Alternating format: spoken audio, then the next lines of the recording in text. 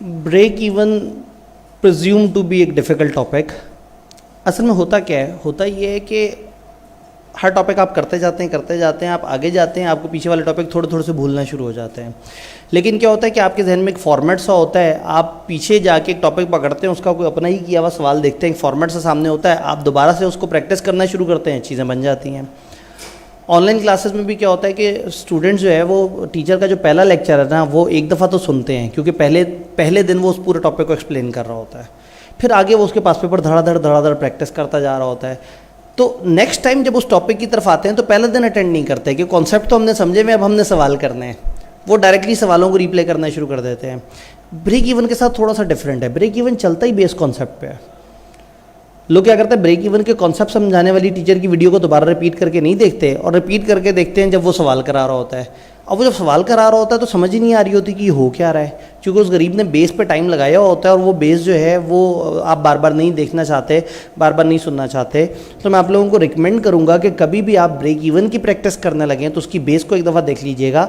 मेरी पूरी कोशिश है कि हम इस लेवल पर करें कि ये lecture would be serving as a base, और जाहिर है वक्त कम होता है। मैं ब्रेक में देख रहा था, जज्बाती हो गया, रात मैंने कुछ 6-8 सवाल इसमें डाले हुए हैं जो हम साथ साथ डिस्कस कर सकें, लेकिन देखेंगे जितना दमन में गुंजाइश हुई।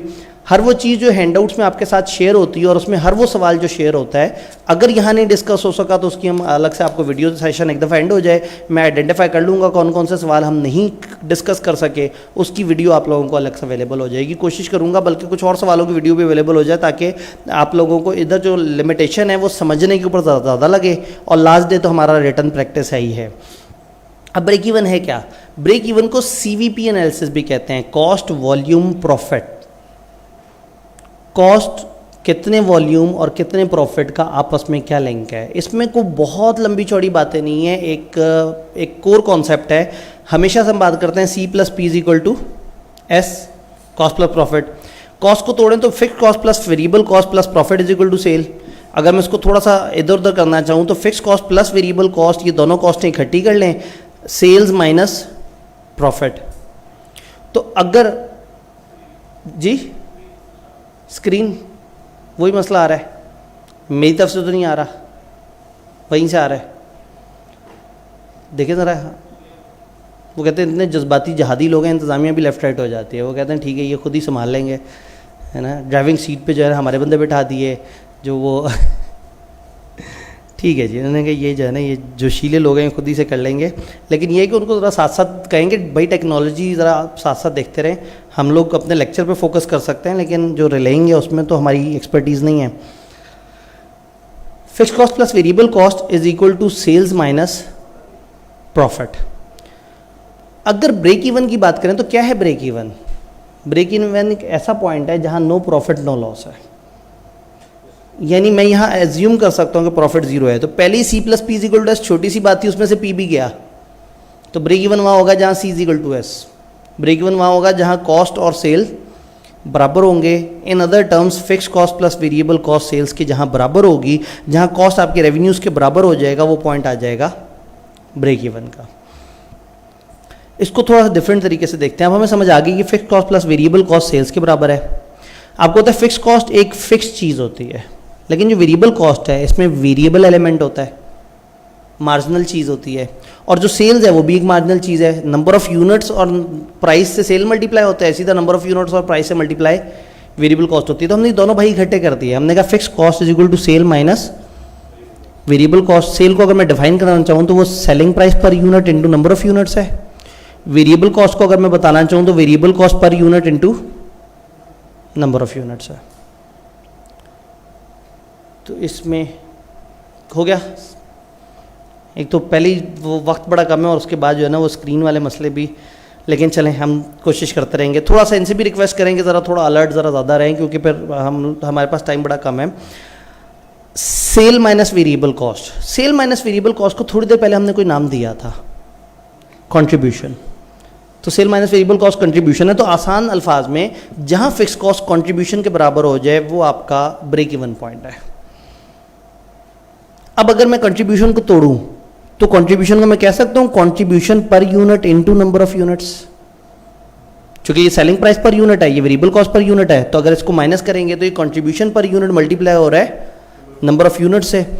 तो अब अगर मुझे वो यूनिट्स निकालने हैं जिस पे ब्रेक इवन हो, तो मैं इस फार्मूले में यूनिट्स इधर कर दिया और वो उधर, तो फिक्स कॉस्ट डिवाइडेड बाय, तो हमारा सबसे पहला और सबसे ज़्यादा इस्तेमाल होने वाला फार्मूला आ जाएगा break even in units which is fix cost divided by contribution per unit.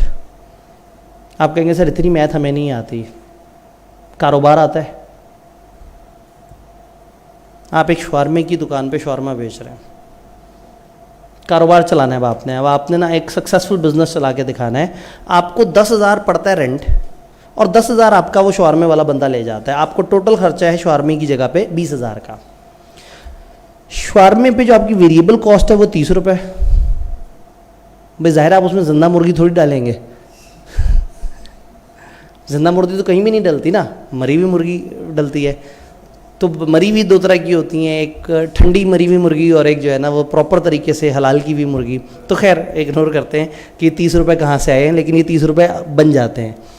30 रुपये वेरिएबल कॉस्ट। जब आप लेबर के रेट में 100 रुपये पर लेबर आर्म एज्यूम कर सकते हैं, तो इधर तो ये एज्यूम किया जा सकता है 30 रुपये आपका जी। अब आपने भूल जाना है ब्रेक इवन के फार्मूले क्या होते हैं, C+P क्या होता है, आपने कॉमन सेंस इस्तेमाल करनी है।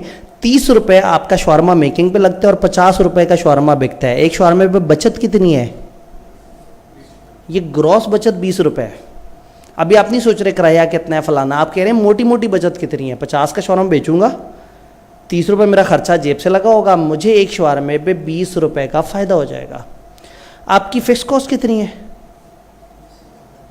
भाई शवारमा आपने बेचा, वेरिएबल कॉस्ट कवर हो गई, हाथ में 20 रुपये का प्रॉफिट आ गया, लेकिन अभी प्रॉफिट नहीं है क्योंकि आपकी फिक्स कॉस्ट भी लगती है। तो अब आपको एक शवारमा बेचने पे 20 रुपये की बचत है और आपका 20,000 का एक खर्चा खड़ा हुआ है। उसका पेट भरने के लिए एक शवारमे पे बचत है 20 रुपये की। कितने शवारमे बेचें कि वो 20,000 का पेट भर जाए? 1000 शवारमे। 1000 शवारमे बेचेंगे, फिक्स कॉस्ट पूरी हो जाएगी। अच्छा मुझे बताएं, 1000 से एक भी शवारमा ऊपर बेचा, कितना प्रॉफिट ऐड होगा? 20 रुपये। 2 ऊपर बेचे, इसका मतलब ब्रेक इवन से आप जितना भी ऊपर हैं, आपकी अब जो बचत है वो निरी बचत है। आपने फिक्स कॉस्ट अपनी ख़त्म कर दी, पूरी कर दी। यही तो फार्मूला निकाला था हमने, break even in units is equal to fix cost divided by contribution per unit. Fix cost थी 20,000, पर शवारमा बचत कितनी थी? 20 रुपये। डिवाइड किया, पता लग गया 1000 शवारमे अगर मैं महीने में बेचूंगा तो मुझे हो जाएगा ब्रेक इवन। मैं केस स्टडी चेंज करता हूँ, मैं कहता हूँ अब आपको ब्रेक इवन नहीं करना। आप कहते हैं मुझे 40,000 का प्रॉफिट होना चाहिए। अब ये तो हमें पता है कि 1000 शवारमे से हमारी कॉस्ट पूरी होती है। टेक्निकली इस दफ़ा मैंने 20,000 तो फिक्स कॉस्ट का पूरा करना है और 40,000 जो इजाफी मेरी ख्वाहिश है प्रॉफिट की, मुझे वो यानी मुझे अपनी कंट्रीब्यूशन में से इतना निकालना है कि मैं 60,000 इकट्ठा कर लूँ, 20,000 दे के उसका मुंह बंद कर दूँ फिक्स कॉस्ट का, और 40,000 अपनी जेब में डाल लूँ। तो मुझे 60,000 पूरा करना है ये 20-20 रुपये की दिहाड़ियों से। तो मैंने कितनी दफ़ा ये 20 की दिहाड़ी लगानी है, कितनी दफ़ा ये 20 रुपया कमाना है? 3000 टाइम्स। अगर मैं 3000 शवारमे बेच पाता हूँ तो मैं उतना प्रॉफिट हासिल कर लूँगा जो मेरी ख्वाहिश है। ये भी एक फार्मूला है कि अगर आपको ये देखना है कि हमारा टारगेट प्रॉफिट भी अचीव हो जाए तो आप क्या करते हैं, आप फिक्स कॉस्ट में टारगेट प्रॉफिट ऐड करते हैं और उसको कंट्रीब्यूशन पर यूनिट से डिवाइड कर देते हैं। आपको वो यूनिट्स पता लग जाते हैं जिस पर आपका टारगेट प्रॉफिट अचीव हो जाए। ये बात समझ आई? ये बिजनेस समझ आया? तो यहाँ हमारी एग्जांपल थी 10,000 का प्रॉफिट, तो हम यहाँ 1500 शवारमे। अभी बोलते बोलते हम ज़रा ज़्यादा जज्बाती हो गए। सामने स्क्रीन पे 1500 की एग्जांपल थी, लेकिन थीम हमें समझ आ गया। हम ये कहते हैं कि fix cost is equal to sale minus variable cost. Selling price 50 unit X, variable cost 30 unit X. याद है C+P is equal to S? भूल जाएं ब्रेक इवन का फार्मूला, कुछ नहीं समझ आ रहा। C+P is equal to S में सारी चीज़ें लिखें, जो नहीं पता एक्स करके एज्यूम करें, आप ऑटोमेटिकली पहुंच जाएंगे। ये वही चीज़ तो है। फिक्स कॉस्ट पुट की 20,000, सेलिंग प्राइस 50 फुट की, एक्स यूनिट हमें नहीं पता एक्स, वेरिएबल कॉस्ट 30 फुट की, यूनिट हमें नहीं पता, गोल गोल घुमा के सॉल्व किया तो भी x1000 निकल आया। तो पेपर में बहुत ही स्ट्रक हो जाए ना, कुछ नहीं करना, आप अपनी वो बेस पे चले जाना है C+P इक्वल टू एस, और उसके कंपोनेंट में सवाल का डाटा उठा के डाल देना है, वो आपको जवाब तक पहुंचा देगा। हमेशा पहुंचाएगा, लेकिन लंबा तरीका होगा, बहुत लंबा तरीका होगा। ये तब करना है जब फंस जाए, जब कुछ ना समझ आ रहा हो। ब्रेक इवन का सवाल जब बिल्कुल असाब पे सवार हो जाए और समझ ही नहीं आ रहा इसके साथ क्या करना है, आप अपनी C+P=S के कंपोनेंट्स तोड़ते जाएं, सवाल में से ढूंढ ढूंढ के उसको बिल्ड करते जाएं, जो मिसिंग होगा वो ऑटोमेटिकली निकल आएगा। ये बात समझ आई? ब्रेक इवन की कैलकुलेशन 1000 शवारमा 20 से मल्टीप्लाई होगा, 20,000 आपकी कॉस्ट कवर हो जाएगी। फिर जो है वो आपकी 1000 शवारमा 50 से 50,000 आपका रेवेन्यू है, वेरिएबल कॉस्ट माइनस करें तो आप ब्रेक इवन वाले पॉइंट पे आ गए। ब्रेक इवन की calculation again fix cost equal to sale minus variable cost, fix cost equal to contribution. ये बात समझ आती है? ये टोटका हमने ध्यान में रखना है कि जब भी फिक्स कॉस्ट और कंट्रीब्यूशन बराबर हो जाएंगे वो हमारा आइडियल पॉइंट है, जहाँ फिक्स कॉस्ट और कंट्रीब्यूशन बराबर हो जाएंगे। ये तो पेपर में हो सकता है आपको फिक्स कॉस्ट दी हुई हो और आप खामखा कंट्रीब्यूशन ढूंढने निकले हुए हो, सेल के कंपोनेंट ढूंढ रहे हो, वेरिएबल कॉस्ट के कंपोनेंट ढूंढ रहे हो, आपने वही फिक्स कॉस्ट उठा के कह देना ये कंट्रीब्यूशन है। अगर ये पता लग जाए कि ये फिक्स कॉस्ट ब्रेक इवन के लेवल पे है, सवाल में मसला क्या होता है, एक ब्रेक इवन का लेवल चल रहा होता है और एक अलग लेवल चल रहा होता है कोई, उन दोनों को आपस में मैच करना होता है। थोड़ा सा उसको भी फ्रेमवर्क में समझने की कोशिश करते हैं। अगर मैं मैथ यूज करूं, दोनों तरफ को सेल से डिवाइड करूं, तो fix cost over sale is equal to contribution over sale. तो fix cost over sale is equal to CS ratio, contribution over sales. मैं अगर शवारमे वाली एग्जांपल में बात करूं, आपको हर शवारमे पे बचत कितनी थी? 20 रुपए, और शवारमा होता कितने का था? 40% बचत थी आपको। आपकी CS रेशो है 40%। आप इस 40% की परसेंटेज को यूज़ करके भी ब्रेक इवन निकाल सकते हैं कि मुझे हमेशा 40% बचता है, तो मैं कितना बेचूं कि 40% की बचतों से ही मेरी फिक्स कॉस्ट पूरी हो जाए। मैथमेटिकली तो बहुत लंबी जंग है, उस पर जाएंगे। तो मैं अगर सामने मोटी मोटी मैथ आपको बताऊं, तो अगर फिक्स कॉस्ट ओवर सेल, ये सेल मैं उधर ले जाऊं और CS रेशियो उधर चला जाऊं, तो मेरे पास सेल्स उतने रुपए की सेल्स आ जाएगी जिस पे ब्रेक इवन होना है, और वो होगी fix cost divided bye CS ratio. अब अगर वो कहें ब्रेक इवन यूनिट्स में बताओ, तो मैं क्या करूंगा, मैं फिक्स कॉस्ट को डिवाइड कर दूंगा कंट्रीब्यूशन पर यूनिट से। अब वो कहेंगे नहीं ब्रेक इवन रुपयों में बताओ, बताओ कितने रुपए के शवारमे बेचें तो ब्रेक इवन होगा, तो मैं कहूँगा अच्छा भाई मुझे फार्मूला बदलने दो, फिक्स कॉस्ट को डिवाइड कर दूंगा CS रेशियो से। मैं कहूँगा भाई फिक्स कॉस्ट मेरी 20,000 है और बचत है मेरी 40%, तो मुझे 40% बचतों से जानने दो वो कितनी सेल होगी, तो मैं अपनी फिक्स कॉस्ट को 40% बचत से डिवाइड कर दूंगा कि मेरी बचत कितनी है 40%। तो मेरे पास वो अमाउंट आ जाएगी जिसकी 40% बचत 20,000 है। अब इसका मेरे से कोई ताल्लुक नहीं जी, इंसान नसीब से नहीं लड़ सकता।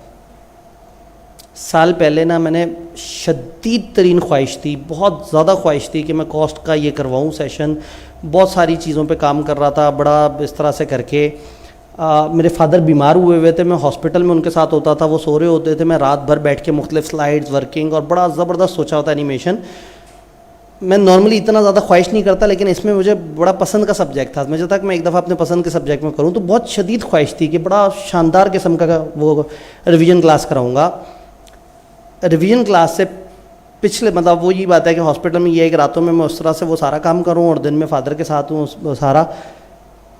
जब किसी चीज़ की शदीद ख्वाहिश करें ना तो आपके साथ बहुत बुरी होती है। दुनिया बड़ी जालिम है। मेरे साथ अनफॉर्चुनेट इवेंट ये हुआ कि जिस दिन क्रैश कोर्स होना था पिछले दिन फादर की डेथ हो गई, वो क्रैश कोर्स ही कैंसिल हो गया। इस दफ़ा भी मैं इतना ज़्यादा सोच रहा हूँ कि इसके ऊपर मैंने काम करना है, और बड़ा मतलब मैं बिज़नेस लॉ सी लॉ इस पर इतना बहुत ज़्यादा वो नहीं होता कि ठीक है वो बनी बनाई चीज़ें रटी टाई चीज़ें लोगों को थोड़ा सा वो करना है। इसमें मैं चाह रहा हूँ कि वक्त में बरकत हो, मैं कम टाइम में ज़रा ज़्यादा कराऊँ, चीज़ें अच्छे तरीके से चलें। तो कभी सामने की फिज़िकल स्क्रीन, कभी फेसबुक वालों की स्क्रीन, कभी आवाज़, और ओवर एंड अबव मेरी अपनी डिवाइस मुझे पहचानने से इनकार कर देती है। तो लाइफ में ना कभी भी किसी चीज़ की बहुत शदीद ख्वाहिश करें तो फिर लाइफ आपको तड़पाती है। हज़रत अली कहते हैं दुनिया एक साए की तरह है, इसके पीछे पीछे भागते जाओगे ये आगे आगे भागता जाएगा, लेकिन एक दफ़ा इससे मुंह मोड़ के भागना शुरू कर दो, ये पीछे पीछे भागता हुआ आ रहा होगा। बड़ी मज़े की एग्जांपल है कि आप जब शदीद ख्वाहिश करते हैं किसी चीज़ की तो वो आपको, तो लाइफ में कोशिश करें हर चीज़ के लिए एफर्ट करें, लेकिन ज़रूरत से ज़्यादा हवस ना रखें। मैं नॉर्मली नहीं रखता, जब रखी है तब ऐसा हुआ है। तो ये साफ एग्जांपल नज़र आ रही है कि मैं ख़ासतौर पे ब्रेक इवन वाले सेशन पे बच्चों को बाहर से बुलाया जल्दी से आएँ, तो पहले वो स्क्रीन स्टक हुई, फिर अभी इधर वाली स्क्रीन स्टक हो गई। तो इंसान ना नसीब से नहीं लड़ सकता, कोशिश कर सकता है। हाँ, तो मेरे ज़िम्मे कोशिश करना है, नसीब जो है वो कहीं और से चल रहा है, मैं अपने हिस्से का काम करके इंशाल्लाह चला जाऊँगा। कुछ नहीं भी हुआ तो कम से कम मैं हाथ पे हाथ धर के नहीं बैठूंगा, मैं वीडियोस या किसी ना किसी फॉर्म में आपको अवेलेबल करने की कोशिश करूँगा, क्योंकि एक दफ़ा कम से कम कॉस्ट लॉजिकल तरीके से करा के जाना है। कहीं तो थोड़ा सा आपको समझ आए कि ये सब्जेक्ट में लॉजिक है, ये रट्टे वाला नहीं है, ये उस तरह की अकाउंटिंग नहीं है जिसमें बस फॉर्मेट को रटा मार के और पेपर में चले जाएं। तो हमने एक फार्मूला सा अराइव करने की कोशिश की। फिक्स कॉस्ट से मैं CS रेशो डिवाइड कर दूँ। मैं कहूँ मेरी बचत 40% है, तो वो कितनी सेल होगी जिसकी 40% बचत मेरी फ़िक्स कॉस्ट होगी, यानी मेरी सेल्स का 40% मेरी बचत है और ये बचत से मैंने पूरा करना है अपनी फिक्स कॉस्ट। तो फिक्स कॉस्ट को मैं डिवाइड करूँ CS रेशो से, तो मेरे पास वो सेल आ जाएगी जिससे मुझे वो बचत पूरी हो जाएगी। Break even calculation target profit के लिए, अगेन अगर इसी में टारगेट प्रॉफिट ऐड हो जाए, कुछ भी नहीं करना, वही फिक्स कॉस्ट और कंट्रीब्यूशन पर यूनिट तो है, टारगेट प्रॉफिट आपने ऐड कर देना है। क्योंकि अब आपने क्या करना है, शवारमे वाली एग्जांपल, आपने फिक्स कॉस्ट के साथ साथ अपना टारगेट प्रॉफिट भी पूरा करना है। इस वक्त अब सब सही है, इधर उधर ऑनलाइन वगैरह गुड। तो आपने अब क्या करना है, फिक्स कॉस्ट के साथ साथ टारगेट प्रॉफिट भी। तो किसी भी फार्मूले में जब ब्रेक इवन के फिक्स कॉस्ट ऊपर लिखी हुई होती है, अगर टारगेट प्रॉफिट सवाल में आपसे कहें तो आपने सिंपली ऐड कर देना उस फार्मूले में, और कोई चेंज नहीं करना। क्या ये बात समझ आई? तो क्या हम अभी तक किन फार्मूलों पे पहुंचे, हम उनको थोड़ा सा वो कर सकते हैं, सम अप कर सकते हैं। मैं कोई खाली जगह देख के उसको सम अप कर देता हूं। हमने कहा ब्रेक इवन यूनिट्स में तब आते हैं जब आप फिक्स कॉस्ट को डिवाइड कर देते हैं कंट्रीब्यूशन पर यूनिट से। ऐसे ही है। Break even sorry break even नहीं, हम कहें यूनिट्स टारगेट प्रॉफिट के, टारगेट प्रॉफिट के लिए कितने यूनिट होने चाहिए, तो फिर क्या होगा, आपका fix cost plus target profit divide हो जाएगा कंट्रीब्यूशन पर यूनिट से। इसी तरह से ब्रेक इवन अगर मुझे सेल्स में चाहिए तो मैं कहूँगा fix cost divided bye CS ratio, और अगर मुझे चाहिए होगा टारगेट प्रॉफिट का रेवेन्यू, टारगेट प्रॉफिट पे रेवेन्यू कितना हो, तो मैं कर दूंगा fix cost plus target profit divide bye CS ratio. तो आपको रुपए में ब्रेक इवन निकालना हो या यूनिट्स में निकालना हो, ब्रेक इवन के फार्मूले fix cost by contribution per unit या fix cost by CS ratio. और अगर टारगेट प्रॉफिट चाहिए हो तो कुछ नहीं करना, उन्हीं फार्मूलों में फिक्स कॉस्ट वाले भाई में टारगेट प्रॉफिट ऐड कर देना है। और now you are very clear कि हम ऐसा क्यों कर रहे हैं, क्योंकि अब हमने 20,000 का किराया ही नहीं पूरा करना, 20,000 के अपने खर्चे ही नहीं पूरे करने, हमने 10,000 का इजाफी प्रॉफिट भी पूरा करना है। थोड़ा आगे चलते हैं। डाटा आपके सामने है। अब अगेन वक्त थोड़ा कम हो गया, मैंने इसको डाटा का सोल्यूशन छुपाया हुआ था कि पहले आप करेंगे सामने, फिर हम मैच करेंगे, फिर मैं दिखाऊंगा। वक्त अब कम है, मुझे थोड़ा सा फास्ट चलना पड़ेगा। वेरिएबल कॉस्ट अगर 12 है और सेलिंग प्राइस 20 है और फिक्स कॉस्ट 6 लाख है, तो ब्रेक इवन इन सेल्स कितना होगा। अब अजीब सी बात कर दी, अगर ब्रेक इवन इन यूनिट्स होता, आप फॉरन से कहते सर ये 20 में से 12 माइनस करेंगे, कंट्रीब्यूशन पर यूनिट आ जाएगी, 6 लाख को मैं डिवाइड करूँगा, मसला हल हो जाएगा। अब अभी भी मसला हल कर सकते हैं, ब्रेक इवन के यूनिट्स निकालें, उसको सेलिंग प्राइस से मल्टीप्लाई कर दें, तो आपके पास वो सेल्स आ जाएगी जिस पे ब्रेक इवन है। तो आपको फार्मूला ना भी जहन में आ रहा हो ना, तो ब्रेक इवन इन यूनिट्स निकालने के बाद सिंपली आपने उन यूनिट्स को सेलिंग प्राइस से मल्टीप्लाई कर देना है, तो भी आप ब्रेक इवन सेल्स पे पहुंच जाएंगे। दूसरा तरीका क्या है, फार्मूला हमारे जहन में आ रहा है, fix cost divide by CS ratio. 6 lakh fix cost है, CS ratio contribution over cell, 12 की वेरिएबल कॉस्ट है तो कंट्रीब्यूशन कितनी होगी, 8 रुपए की। तो 8/20 आपके पास पर यूनिट दिया हुआ हो तो उससे भी CS रेशो निकल सकती है, टोटल दिया हो तो उससे भी निकल सकती है। हमने 8/20 कर दिया, हमारे पास CS रेशो आ गई। ये सवाल 2-3 तरीके से सॉल्व हुआ। एक ये कि ब्रेक इवन यूनिट्स निकालें, fix cost over contribution per unit, और उसको मल्टीप्लाई कर दें, सेलिंग प्राइस 20 रुपए की, 1.5 मिलियन आपका ब्रेक इवन है।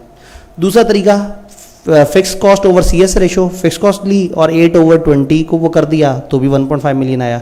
तीसरा कुछ नहीं समझ आ रहा, C plus P is equal to S, P गायब हो गया, fix cost plus variable cost is equal to sale, fix cost 6 लिख ली, वेरिएबल कॉस्ट 12 रुपए इंटू X है और सेल क्या है 20 रुपए इंटू, हमें वो यूनिट्स नहीं पता ना, X वो कर लिया। इसको सॉल्व करें तो आपके पास यूनिट्स आ जाएंगे 75,000। 75,000 वो यूनिट्स हैं जिस पे ब्रेक इवन है, मल्टीप्लाई बाय सेलिंग प्राइस तो भी आपके पास 1.5 मिलियन आ गया। एक सवाल को 3 तरीके से सॉल्व किया है। ब्रेक इवन का प्रॉब्लम ही है कि इतनी ओपन चीज़ है कि एक किताब का फॉर्मेट दूसरे से मैच नहीं कर रहा, एक सोल्यूशन दूसरे सोल्यूशन से मैच नहीं कर रहा, हर जगह एग्जामिनर ने जो उसको ठीक लगा उसने उस तरीके से सॉल्व किया हुआ है। आप कर सकते हैं, बस आपको पीछे की कहानी समझ आनी चाहिए। क्या यहाँ तक पीछे की कहानी समझ आ रही है? वेरिएबल कॉस्ट 12 है, फिक्स कॉस्ट 6 लाख है और ब्रेक इवन की यूनिट्स इतने हैं। अब सेलिंग प्राइस कितनी है? अगेन जब सारे फार्मूले आपको पता है तो आपने चीज़ों को फार्मूलों में डालना है, मिसिंग एलिमेंट ऑटोमेटिकली निकलता चला जाएगा। आपको पता है ब्रेक इवन इन यूनिट जो है वो fix cost over contribution per unit होता है। यहाँ 75,000 लिखा, यहाँ फिक्स कॉस्ट लिखी, यहाँ contribution is something selling price minus 12, solve किया X 20 आ गया। C plus P is equal to S वाले फार्मूले में लिखेंगे तो ये तो ऑब्वियसली बड़े आराम से 6 लाख फिक्स कॉस्ट है, वेरिएबल कॉस्ट है 12 इंटू 75,000 वो यूनिट्स, और सेल है उतनी यूनिट्स मल्टीप्लाई पर पता नहीं कौन सी प्राइस, सॉल्व करेंगे तो X आ जाएगा। सवाल में कोई भी डाटा दिया और कोई भी मिसिंग हो, कहीं पे भी अटक जाएं, कोई फार्मूला ध्यान में नहीं आ रहा, C plus P is equal to S लिखने और उसके कंपोनेंट्स डालने शुरू कर देने हैं। आप हमेशा जवाब पे पहुंचेंगे, लंबे तरीके से पहुंचेंगे लेकिन पहुंच जाएंगे, सवाल सॉल्व हो जाएगा। बट अगर फार्मूले याद होंगे तो शॉर्टकट होगा, कम टाइम में आप ज़्यादा चीज़ें कर लेंगे। इसी तरह से एक और एग्जांपल है जी, 150 सेलिंग प्राइस है, वेरिएबल कॉस्ट 80 है, 900। मैं छोटी छोटी एग्जांपल इसलिए करा रहा हूँ कि हर सवाल में इस तरह की छोटी छोटी सी चीज़ें आपस में मल्टीप्लाई डिवाइड हो रही होती हैं। तो आपने प्रैक्टिस करते हुए ना इन सारी एग्जांपल्स को, बाद में इस वीडियो को सुनते हुए आपने खुद से प्रैक्टिस करना है, ताकि जब आप अल्फ़ाबेट्स पे सही हो जाएंगे तो फिर मजमून तो लिख ही लेंगे। 150 सेलिंग प्राइस 80, यानी इसका मतलब कंट्रीब्यूशन है यहाँ 70 की। फिक्स कॉस्ट 9 लाख है, यूनिट फॉर टारगेट प्रॉफिट जो है अगर 6 लाख का चाहिए तो कितना होगा, तो आपको पता है fix cost plus target profit divide by contribution per unit, इससे भी आ जाता है। दूसरा C plus P is equal to S। अब यहाँ P है, फिक्स कॉस्ट 9 लाख है, वेरिएबल कॉस्ट है 80 इंटू पता नहीं कितने यूनिट्स, प्रॉफिट है 6 लाख, सेल है 150 इंटू पता नहीं कितने यूनिट्स। इसको सॉल्व किया, X निकल आया। हर चीज़ C plus P is equal to S में फिट हो सकती है। देन हमारी एक डिस्कशन आती है मार्जिन ऑफ सेफ्टी की। आपको तकरीबन सुन के हैरत होगा कि मल्टी प्रोडक्ट ब्रेक इवन को छोड़ के ये हमारी आखिरी डिस्कशन है। इसके अलावा कॉन्सेप्ट कोई नहीं है ब्रेक इवन में, वैरायटी हैं, सवाल आएंगे और आपने उसके साथ तोड़ फोड़ करके खेलना होगा, चीज़ें पकड़नी होंगी, CS रेशो निकालनी होगी, इस तरह से करना होगा। बेस समझ आई हुई है तो ब्रेक इवन में कुछ भी नहीं है। ब्रेक इवन में कोई 25, 30, 40, 50 कॉन्सेप्ट नहीं है, गिनती की चंद बातें। और मैं अभी आगे एक सफ़े पे समअप भी कर दूंगा, सारी बातें एक सफ़े पे आ रही होंगी, फिर आपको इंशाल्लाह मसला नहीं होगा। मार्जिन ऑफ सेफ्टी क्या, ये लास्ट कॉन्सेप्ट है। Margin of safety is multi product break even के अलावा, मल्टी प्रोडक्ट ब्रेक इवन एक छोटा सा कॉन्सेप्ट है जिसके साथ चीज़ें बड़ी मज़ेदार कनेक्ट होती हैं। ये एक डायग्राम सी बनी हुई है, इधर वॉल्यूम चल रहा है कि कितने यूनिट्स बिक रहे हैं, और इधर चल रहा है उन पे खर्चा या उन पे पैसे कितने आ रहे हैं।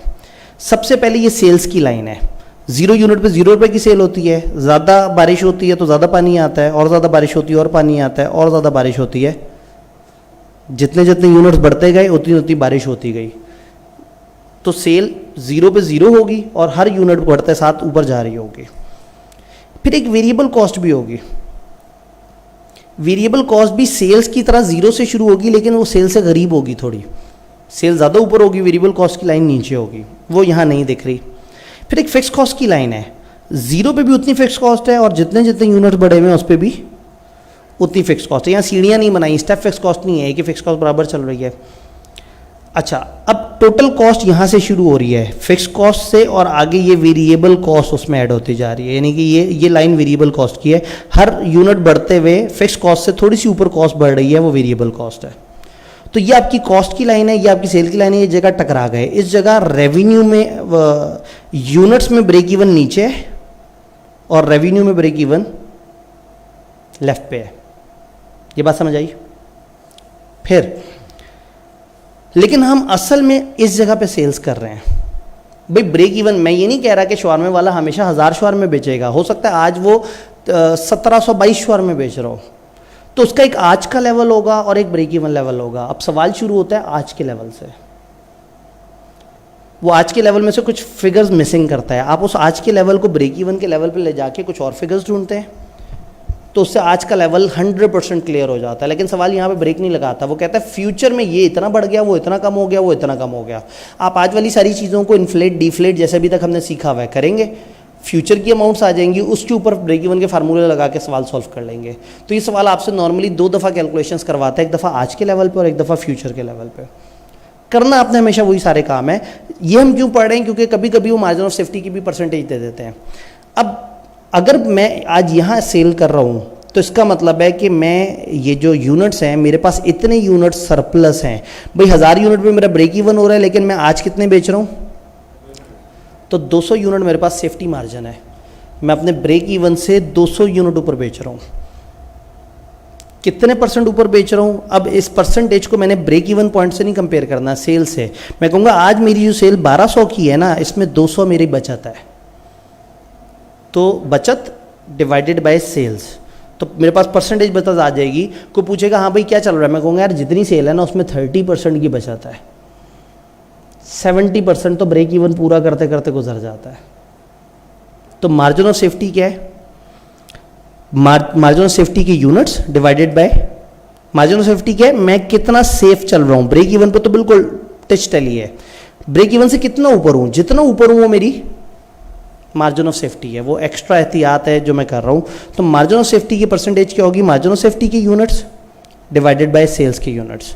अच्छा अब रुपए में देखते हैं, ये लेफ्ट पे रुपए चल रहे हैं ना, मेरा ब्रेक इवन था 50,000 रुपये पे, 50,000 की सेल पे, लेकिन प्रॉफिट जो मैं सेल्स इस सेल्स पे खड़ा हूँ तो मैं कितना कमा रहा हूँ, 70,000। इसका मतलब मैं 20,000 ज़्यादा कमा रहा हूँ। 50,000 से मेरा 50,000 की सेल से मेरा ब्रेक इवन हो जाता है, और मैं कितनी की सेल कर रहा हूँ, 70,000 की। तो इसका मतलब है मैं मेरी परसेंटेज बचत है।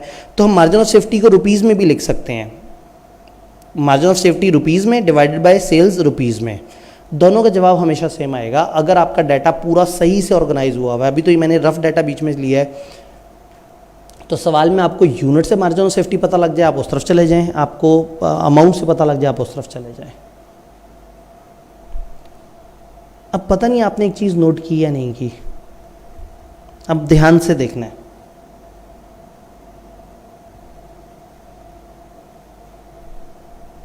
ये मेरी सेल्स है, ऐसे ही है, 0 से लेके मेरी सेल चलते चलते ब्रेक इवन पॉइंट क्रॉस कर गई होगी और मैं आगे चला गया हूँगा, ऐसे ही है। ज़रा मुझे बताएं ये 200/1200 का जवाब क्या आता है, 1/6 यानी 16.67% टाइप। इसका मतलब है कि मैं कह सकता हूँ, मैं इस डायग्राम को ऊपर बनाता हूँ, ये मेरी सेल्स है, ये मेरी ब्रेक इवन सेल्स है और ये 0 है। मैंने कहा ये 16 राउंड कर लेते हैं, इसको 16.5% कर लेते हैं फॉर एग्जांपल। आप मुझे बताना चाह रहे हैं कि मेरे पास मार्जिन ऑफ सेफ्टी है 16.5% ऑफ सेल्स। अगर ये सेल्स 100 रुपये की है, अगर ये 100% है, तो इसमें से मार्जिन ऑफ सेफ्टी कितना है, 16.5%। तो फिर 83.5% क्या है। तो अगर मुझे मार्जिन ऑफ सेफ्टी पता हो तो मैं उससे ये भी अंदाज़ा लगा सकता हूँ कि ब्रेक इवन कितना है। 100 में से उसको माइनस कर दूं तो मुझे पता लग जाएगा कि ब्रेक इवन की sale divided by total sale कितनी है। ये कितना है, ये मार्जिन ऑफ सेफ्टी की सेल डिवाइडेड बाय सेल, और ये कितनी सेल्स हैं, ब्रेक इवन की सेल। तो मार्जिन ऑफ सेफ्टी की जो भी परसेंटेज निकले मैं 1 में से माइनस कर दूं तो वो ब्रेक इवन सेल्स की परसेंटेज निकल आएगी। अब वो डाटा जैसे मर्जी दे दे, मैं उस डाटा को अपने हिसाब से मोल्ड करूंगा और मैं जवाब दे दूंगा। क्या बात सबको समझ आई? अब जब बात समझ ही रहे थे तो एक और बात भी समझ लें, मुझे थोड़ा सा और खुशी मिलेगी।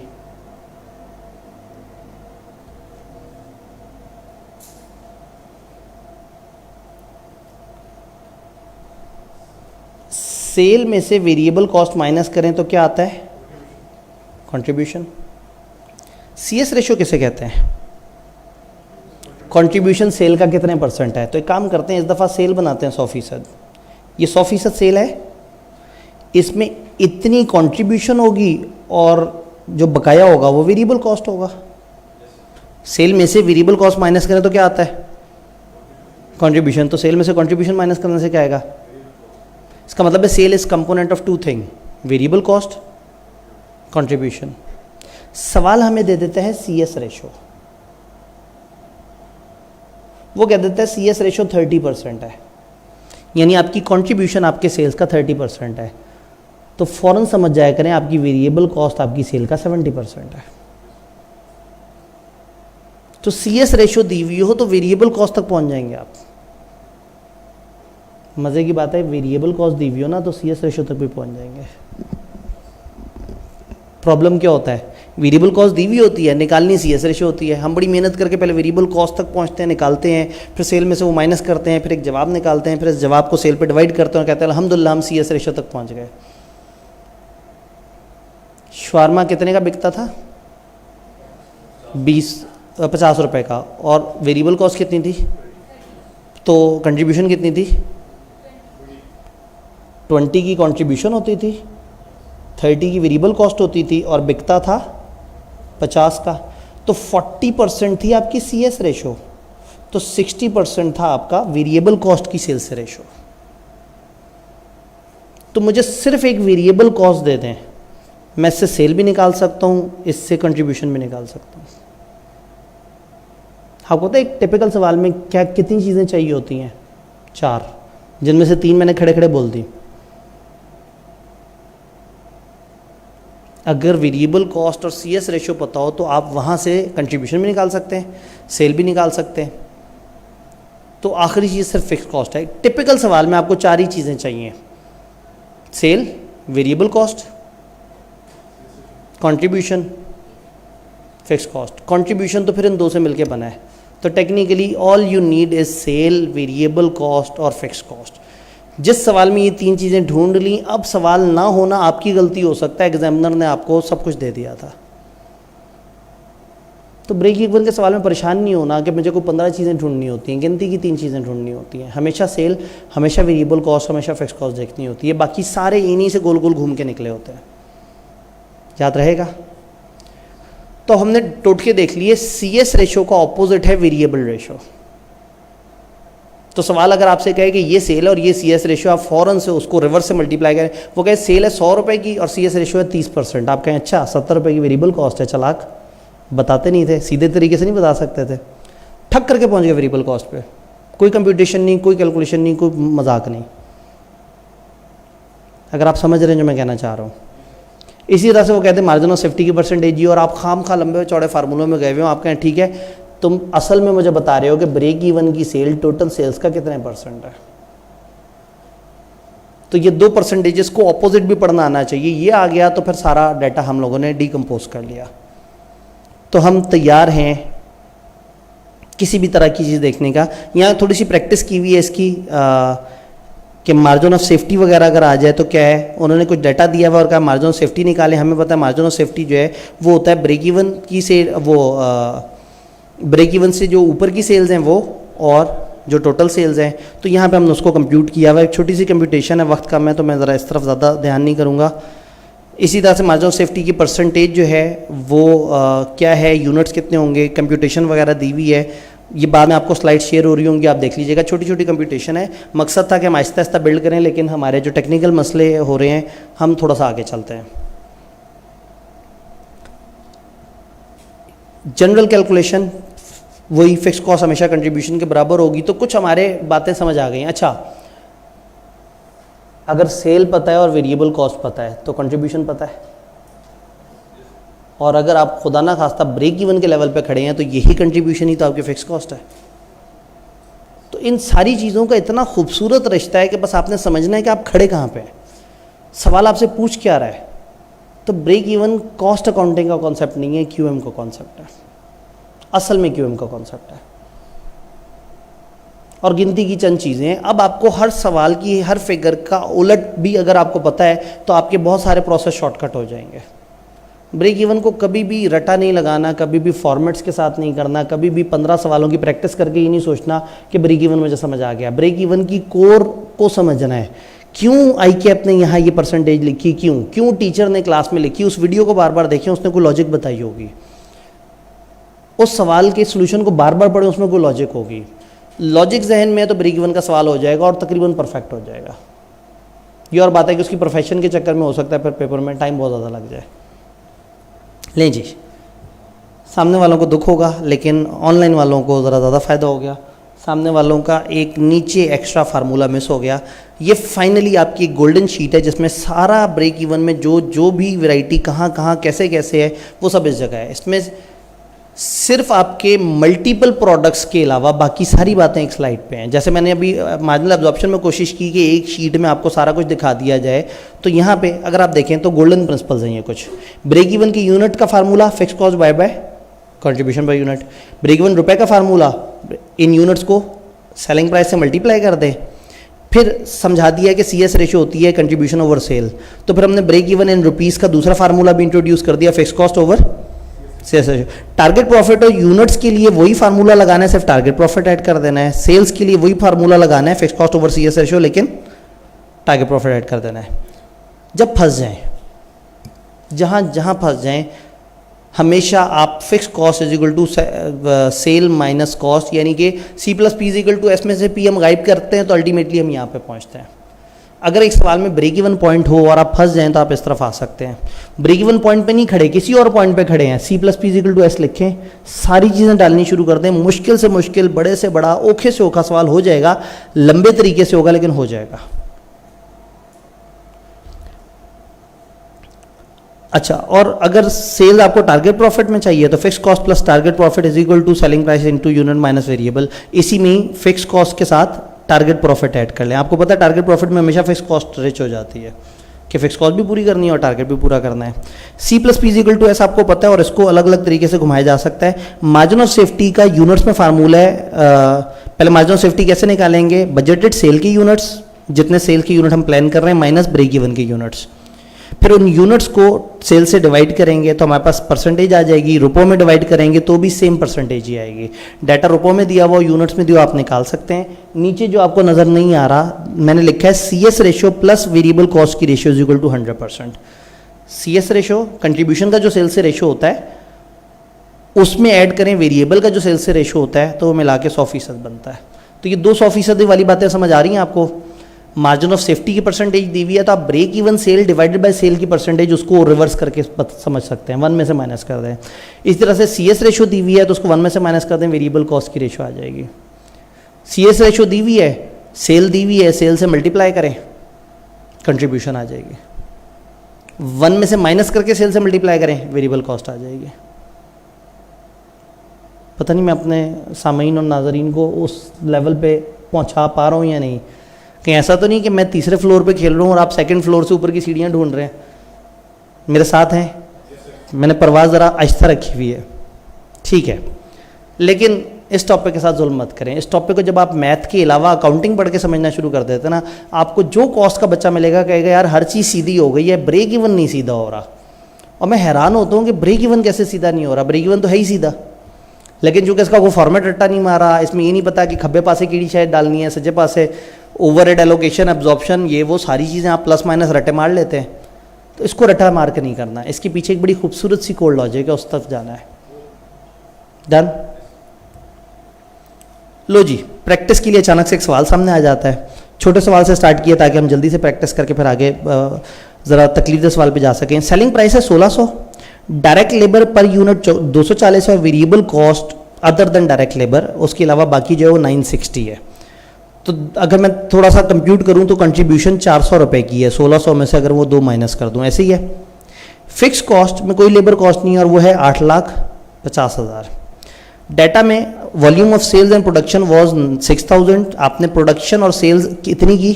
6000 की, विच रिप्रेजेंट 80% ऑफ आपके पास जो फैक्ट्री में कैपेसिटी थी, आप उसके कितने % पे चल रहे हैं? ठीक है, अच्छी इन्फॉर्मेशन है, अगर ज़रूरत पड़ी तो काम इसमें लाएंगे। वो अक्सर सवालों में इन्फॉर्मेशन देते हैं, कभी यूज़ करते हैं कभी नहीं करते। हमने 6000 यूनिट हमें समझ आ गया। मैनेजमेंट प्लान कर रही है कि वो वेजेस इंक्रीज कर दे डायरेक्ट लेबर की 15% से अगले साल से। बड़े बदतमीज़ लोग हैं। अच्छा भला हमें डाटा दिया, हम निकाल लें जवाब, वो कहते नहीं अगले साल से हम वेजेस बढ़ा देंगे। Calculate the number of units to be sold to maintain the current profit. Current profit maintain करना चाहते हैं हम, तो बताओ वो करंट प्रॉफिट भी हम मेंटेन कर लें तो कितने यूनिट्स बेचें अगर सेल प्राइस भी 1600 पे रहे और वेज इंक्रीज भी इफेक्ट में आ जाए।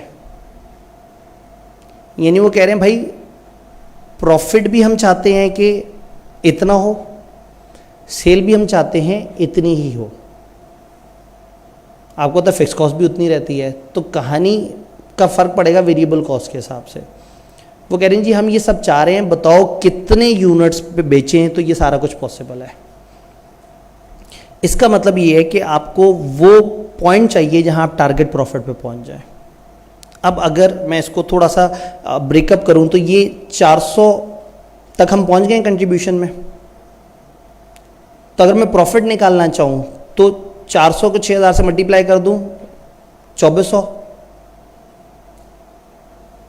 और उसमें से 850 माइनस करूं तो आज हम कितना प्रॉफिट ले रहे हैं 1.55 मिलियन। ये समझ आई बात? हमारी selling price per unit 6000 unit है ना, तो बजाय इसके कि मैं सेल से मल्टीप्लाई करता, फिर लेबर से मल्टीप्लाई करता, फिर वेरिएबल कॉस्ट से मल्टीप्लाई करता, फिर माइनस करते, मैंने कंट्रीब्यूशन निकाली पर यूनिट 400 को मल्टीप्लाई कर दिया 6000 से, पता लग गया 2.4 मिलियन। फिक्स कॉस्ट माइनस की तो हमारे पास आ गया प्रॉफिट। इसका मतलब टारगेट प्रॉफिट ये है। फार्मूला आप हमेशा पता है, fix cost plus target profit divided by contribution per unit. Contribution per unit निकालनी है, वो तो हमारे पास है 400 रुपये। आप कहेंगे नहीं सर, उन्होंने कहा है कि लेबर को हमने 15% इंक्रीज देना है। लेबर अगर मेरी 15% इंक्रीज पे चली गई है, जो 240 है, इसका 15% कितना बनता है?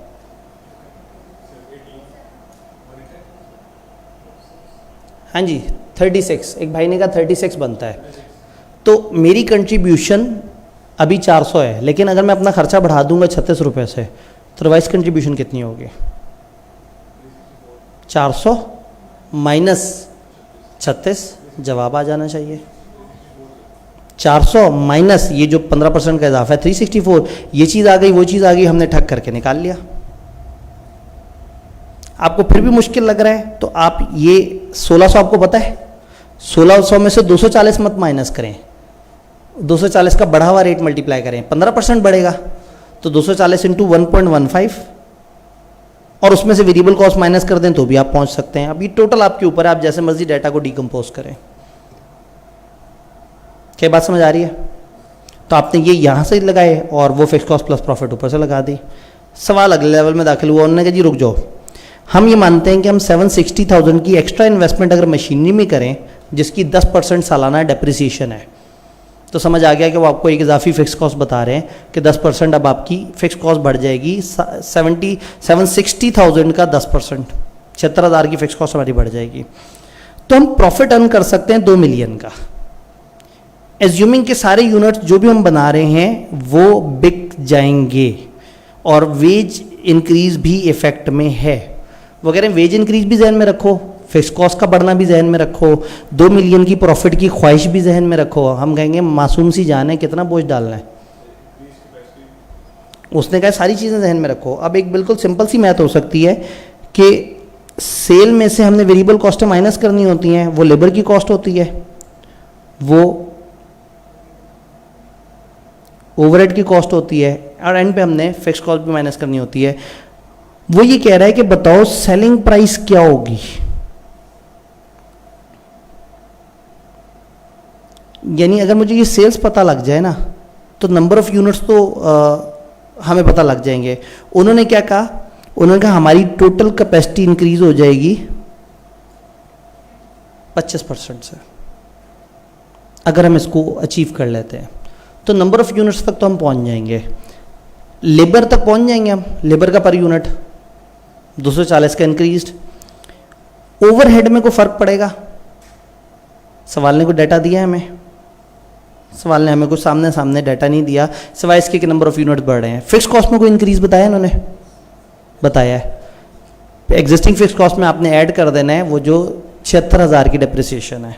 तो अगर मैं इसको थोड़ा देखने की कोशिश करूं तो एक तरीका, वेरिएबल कॉस्ट में कहूं पहले यूनिट्स निकालने की कोशिश करते हैं। हम लोग 6000 पे हैं, हम कितने बेच रहे हैं आज? 6000। और हम टोटल कैपेसिटी का कितने परसेंट है? 80%। तो 100% कैपेसिटी कितनी होगी? अगर 80% 6000 है, किसी 100 का 80% ये है, तो अगर मैं इसको 80% से डिवाइड करूंगा तो मैं पहुंच जाऊंगा 100% पे। वो बन जाएगी हमारी 7500 भाई ने कहा, ये हमारी नई कैपेसिटी बन जाएगी, मतलब ये 100% बन जाएगी।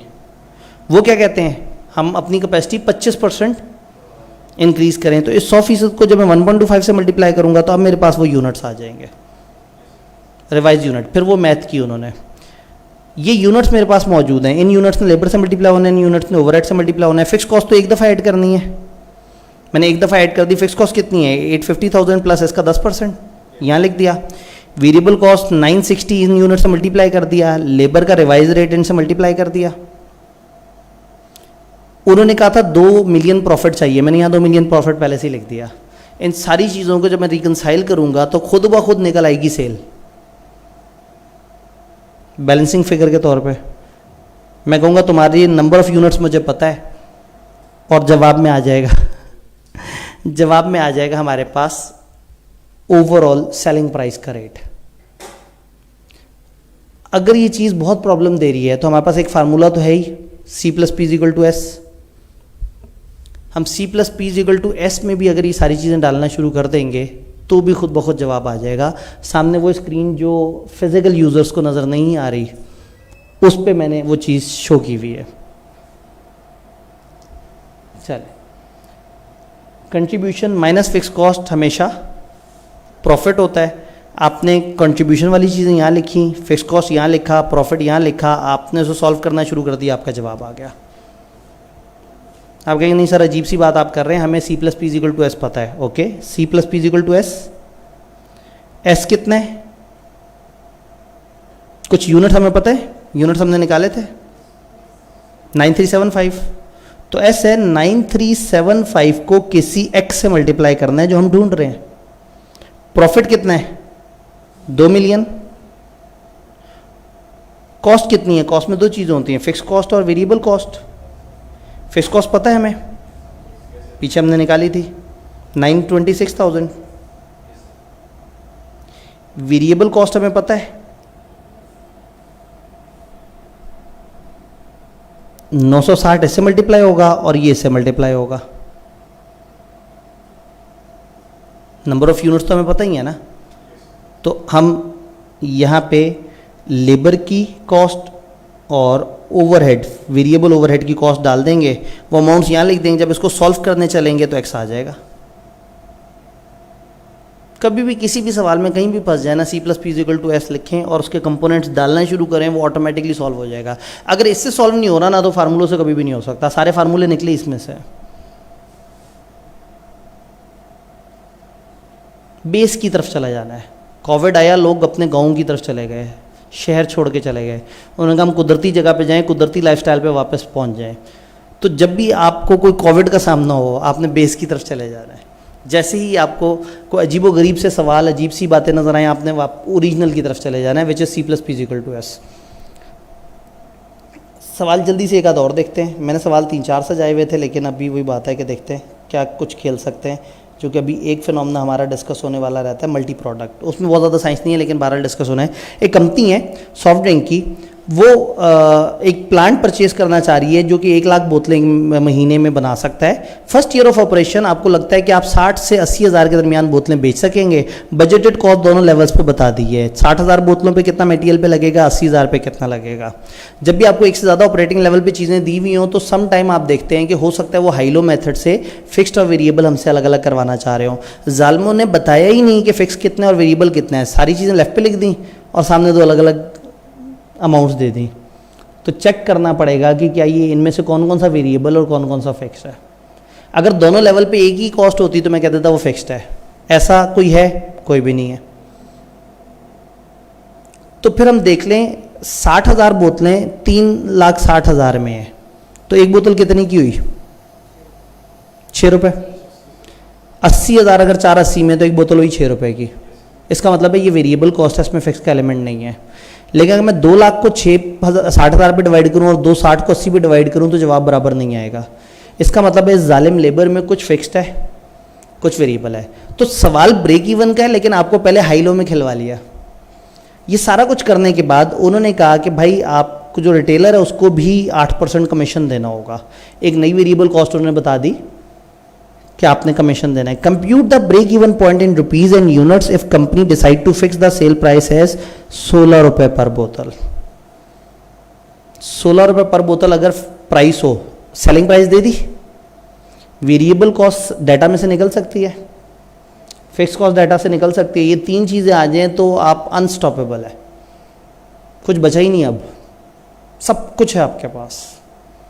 तो उन्होंने कहा बताएं ब्रेक इवन पॉइंट रुपीज़ और यूनिट्स में किस तरह से आएगा। तो थोड़ी सी वर्किंग जल्दी से देखते हैं। हमने क्या किया, 60,000 80,000 की जो पैसे उनको लिखा और पर यूनिट निकालने की कोशिश की, अंदाज़ा लगाया कि कौन कौन सा। तो पता लगा सिर्फ यही वेरिएबल है, बाकी जो लेबर है इस पर अगर हम देखें हाई लो मेथड लगाने की कोशिश करें तो हमें पता लगता है कि फिक्स कॉस्ट इतनी है और पर यूनिट वेरिएबल कॉस्ट इतनी है। इस पर हाई लो मेथड लगाएं तो हमें अंदाज़ा हो जाता है कि क्या है और कितने का वो डिफरेंस बन रहा है।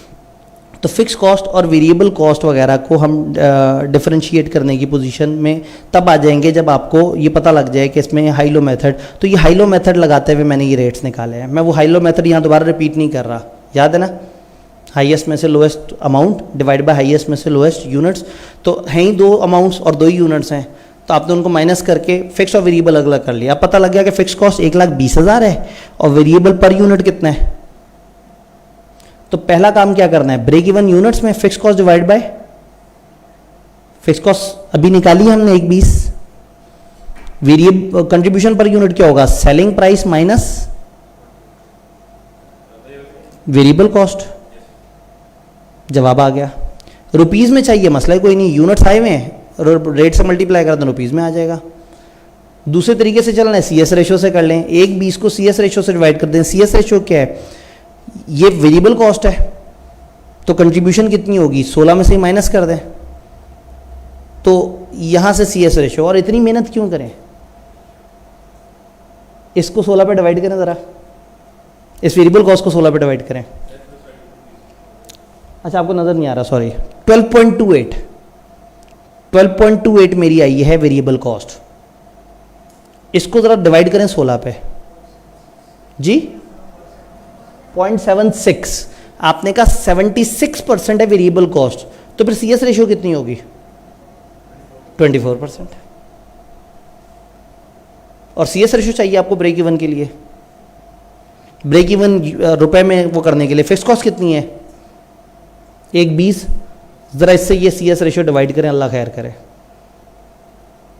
ख़तरनाक सी फीलिंग आ रही है, शायद इतना अच्छा जवाब ना आए।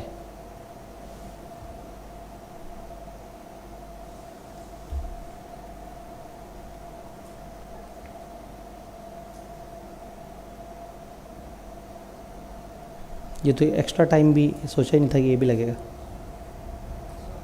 इन्होंने कहा जी पूरा राउंड होके हमारे पास आ गया है सेम जी, ठीक है।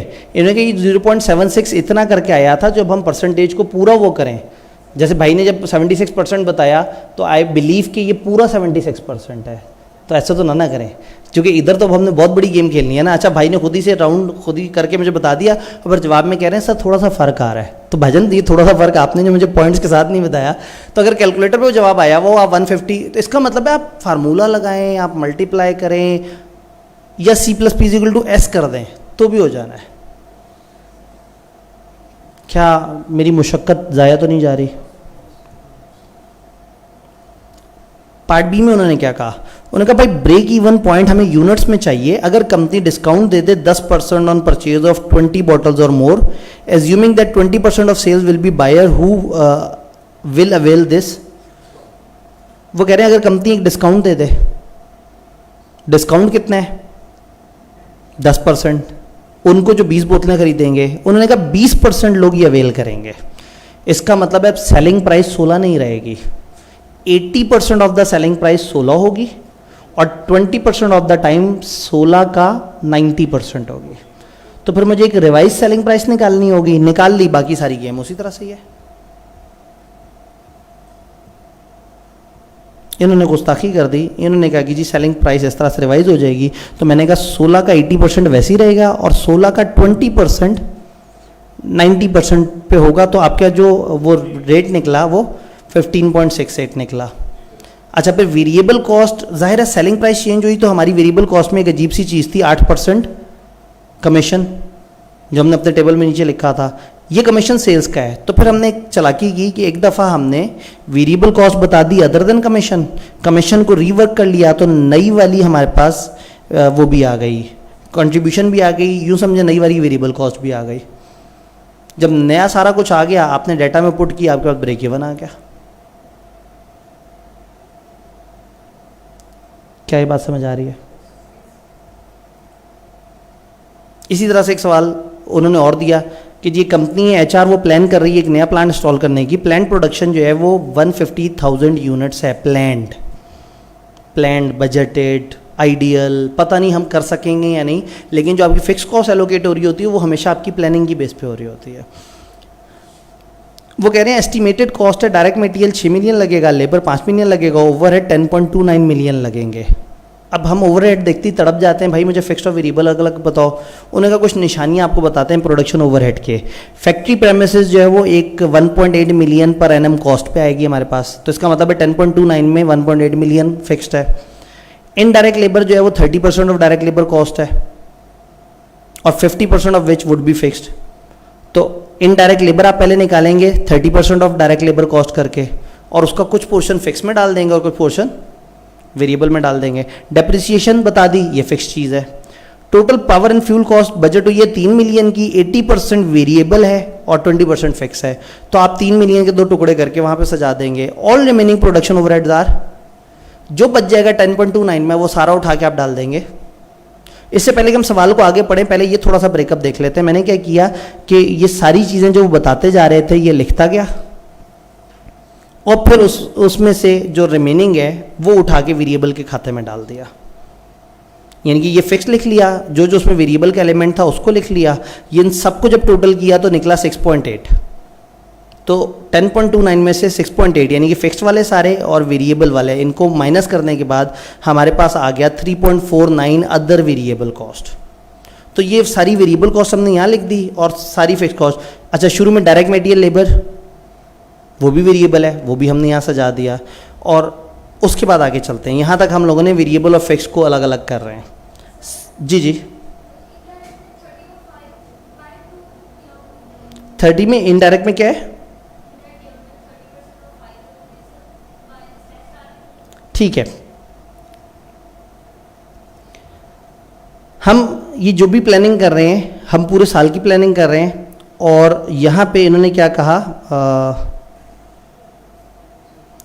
इनडायरेक्ट लेबर 30% हम बजट कर रहे हैं। किसका? तो डायरेक्ट लेबर कॉस्ट का 30% हमें लेना होगा। इसमें से आधा फिक्स्ड है और आधा वेरिएबल, तो हम उसको फिर उस हिसाब से उसको 2 से डिवाइड करके और दोनों तरफ हमने बराबर और बराबर डिवाइड कर दिया। तो हमने उन दोनों जगह ब्रेकअप किया। फिर मजीद नीचे आए, उन्होंने कहा सेल्स और मार्केटिंग बजट भी सुन लें क्या है। 2 सेल्स रिप्रेजेंटेटिव हैं जिनकी मंथली तनख्वाह 25,000 है और एक सेल कमीशन 2% ऑन सेल्स है। अब ये कमीशन सेल्स का वेरिएबल हो गया और जो तनख्वाहें हैं फिक्स्ड हो गई। एक डिलीवरी वैन हायर की है 7,000 पर मंथ पे, हम साल का डेटा देख रहे हैं, 12 से मल्टीप्लाई कर दें। एक एडवर्टाइजमेंट कैंपेन है 1.5 मिलियन, तो इसका मतलब है इस डाटा से भी हमें फिक्स कॉस्टें पता लगती गई और एक कमीशन पता लगा जो सेल्स रिप्रेजेंटेटिव को मिलना है, जिसको अब हमें वहाँ उधर ऐड कर देना चाहिए वेरिएबल कॉस्ट में, जहाँ पे भी हमें मौका मिले। ये अभी तक जो हमारी वेरिएबल कॉस्ट है उसमें हमने अभी उसका इम्पैक्ट उस तरह से नहीं कंसिडर किया। अच्छा जी, सवाल क्या है? सवाल ये है कि ब्रेक इवन सेल्स रेवेन्यू निकालें एंड क्वांटिटी भी निकाल लें। कब? अगर आप एक्सपेक्ट कर रहे हैं कि आप कंट्रीब्यूशन मार्जिन 40% ऑन सेल्स चाहेंगे, नेट ऑफ 2% सेल्स कमीशन। आपको नज़र नहीं आ रहा, मैं बोल के बता रहा हूँ। Calculate the break even sales revenue and quantity for next year, अगर एचआर एक्सपेक्ट कर रहा है कि वो कंट्रीब्यूशन मार्जिन 40% का ले, कंट्रीब्यूशन मार्जिन सीएस रेशियो आप कितनी चाह रहे हैं 40%, और क्या माइनस हुआ वो 2% सेल का कमीशन ऑलरेडी माइनस हुआ वो। तो अगर सीएस रेशियो इतनी है तो वेरिएबल कॉस्ट कितनी होनी चाहिए 60% होनी चाहिए। ठीक है, ब्रेक इवन सेल्स रेवेन्यू और ब्रेक इवन क्वांटिटी चाहिए, तो ब्रेक इवन रुपयों वाला फार्मूला चाहिए और ब्रेक इवन यूनिट्स वाला। क्या होता है ब्रेक इवन यूनिट्स वाला formula, fix cost divide by contribution per unit, और जो रुपए वाला है, तो एक काम करें fix cost by contribution per unit. Fix cost तो हमारे पास ठक करके नजर आ जाएगी, कंट्रीब्यूशन पर यूनिट में हमने चीज़ों को देखना है कि वो किस किस तरह से हो सकती है। कंट्रीब्यूशन पर यूनिट, हमें सेलिंग प्राइस पता है सवाल में कहीं,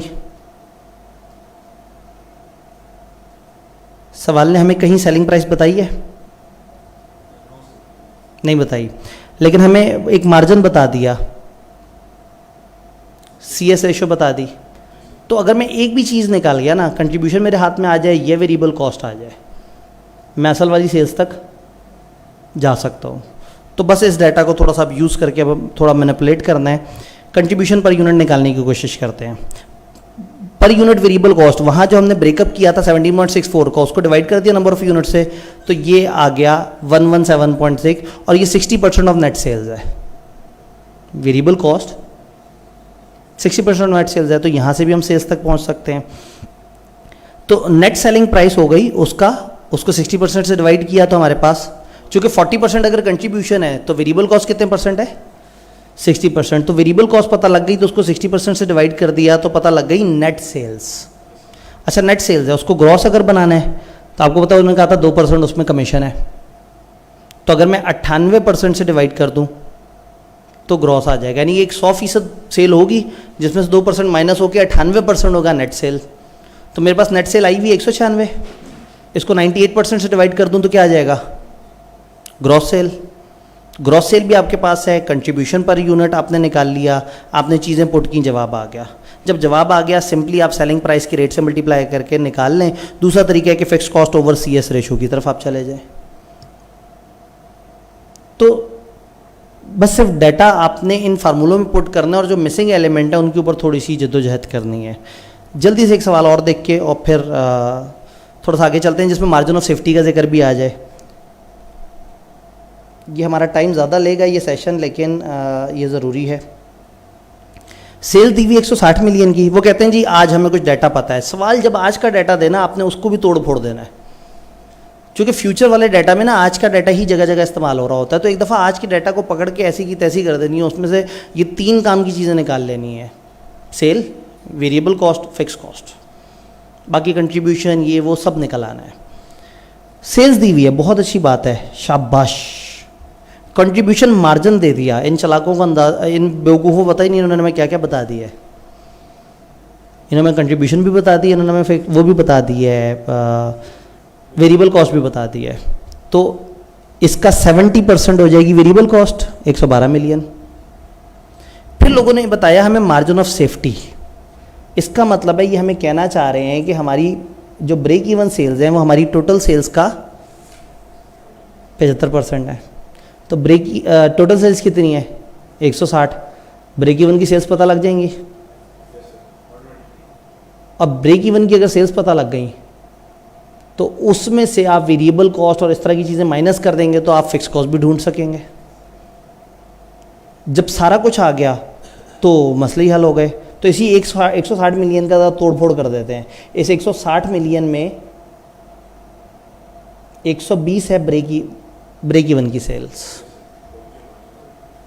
ठीक है। इस 120 का अगर हम 70% लें तो वो वेरिएबल कॉस्ट होगी इसमें, या इस 120 का 30% लें तो उस 120 में कंट्रीब्यूशन होगी, वो कितनी होगी 36। ब्रेक इवन पे कंट्रीब्यूशन ऑफ फिक्स कॉस्ट, तो मैं तो फिक्स कॉस्ट निकाल ली बीच में से।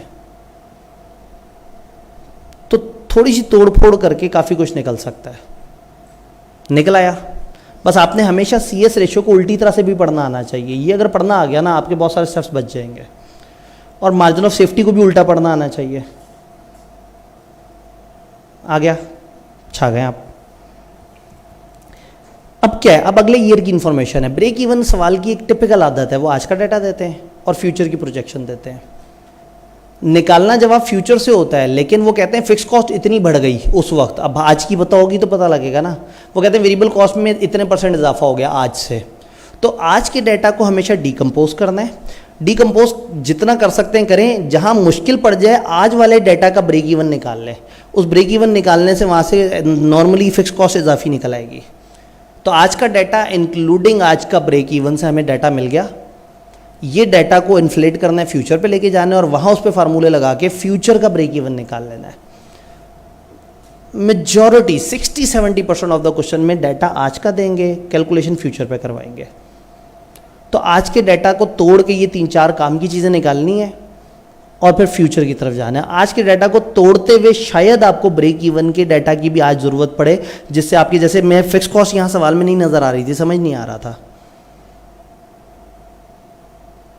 उसके लिए फिर हम लोगों ने थोड़ी सी जिद्दोजहद की थी कि प्रॉफिट दे देते और कंट्रीब्यूशन दे देते तो दोनों का डिफरेंस फिक्स कॉस्ट होता, वो नहीं दिया हुआ था।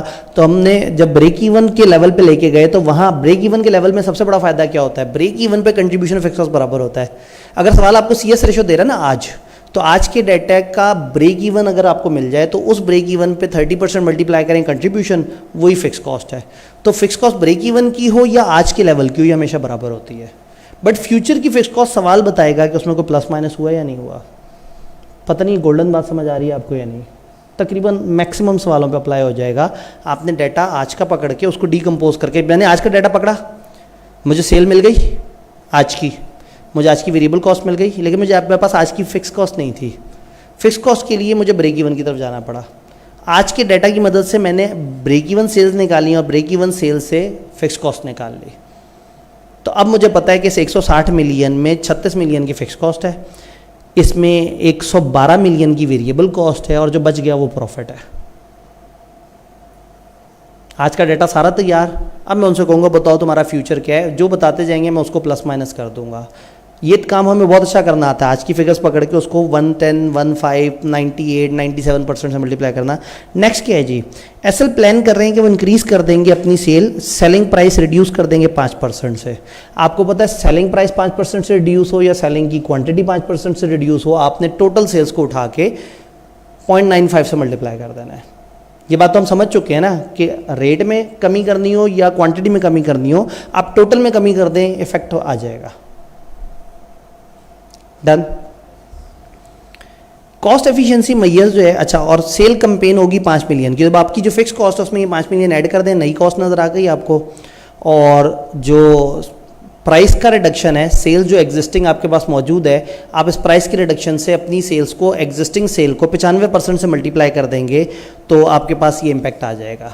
लेकिन अभी हो सकता है उन्होंने क्वांटिटी का भी इम्पैक्ट देना हो। Inflation on all cost would be 8% except depreciation, और depreciation 40% of total fix cost है। वो कहते हैं फिक्स कॉस्ट का 40% डेप्रिसिएशन है, उस पर इन्फ्लेशन नहीं आएगी, बाकियों पर इन्फ्लेशन आएगी। तो आपने वेरिएबल कॉस्ट को इन्फ्लेट कर देना है, फिक्स कॉस्ट के 60% को इन्फ्लेट कर देना है, 40% को इन्फ्लेट नहीं करना है, यानी अब हमें उसको तोड़ना पड़ेगा। अब ये सब मैथ है, ये सब में कॉस्टिंग नहीं है। वो एक एक फिगर को तोड़ तोड़ के अलग अलग पे अलग अलग वैरायटियाँ करा रहे हैं। Margin of safety would be maintain at 25%। Margin of safety हम 25% पे ही रखना चाहते हैं। इनको अंदाज़ा नहीं है, फ्यूचर का भी हमें ब्रेक इवन खुद ही से बता रहे हैं। इसका मतलब है जो भी मेरी रिवाइज सेल होगी उसका 75% ब्रेक इवन सेल होगी।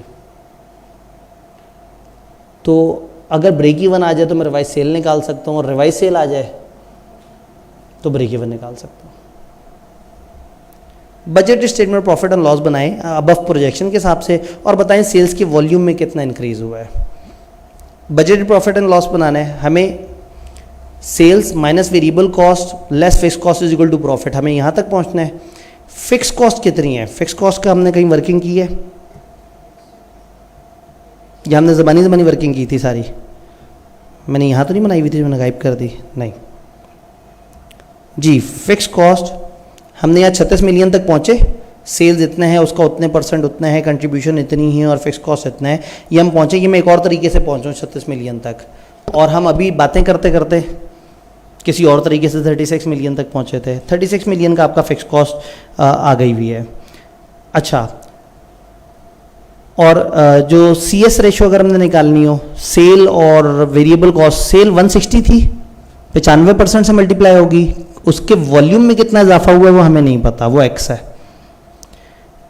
उसका कितना नया वॉल्यूम है। इसी तरह से जो वेरिएबल कॉस्ट है वो 112 थी पहले, आपने उसको 8% इन्फ्लेट किया और उसमें 0.9 जो उन्होंने यहाँ पे डिस्कशन की थी कि हम अपनी वेरिएबल कॉस्ट को 10% पर यूनिट से कम करने में कामयाब हो गए हैं या हो जाएंगे। 90% ऑफ एक्स लिया, ये आपके पास सेल और वेरिएबल कॉस्ट और सी एस रेशो आ गई, पर यूनिट पे निकाल ली ना मैंने, क्वांटिटी को तो साइड पे कर दिया, तो सी एस रेशो भी मौजूद है, फिक्स कॉस्ट भी मौजूद है, आप यहाँ से ब्रेक इवन निकाल सकते हैं।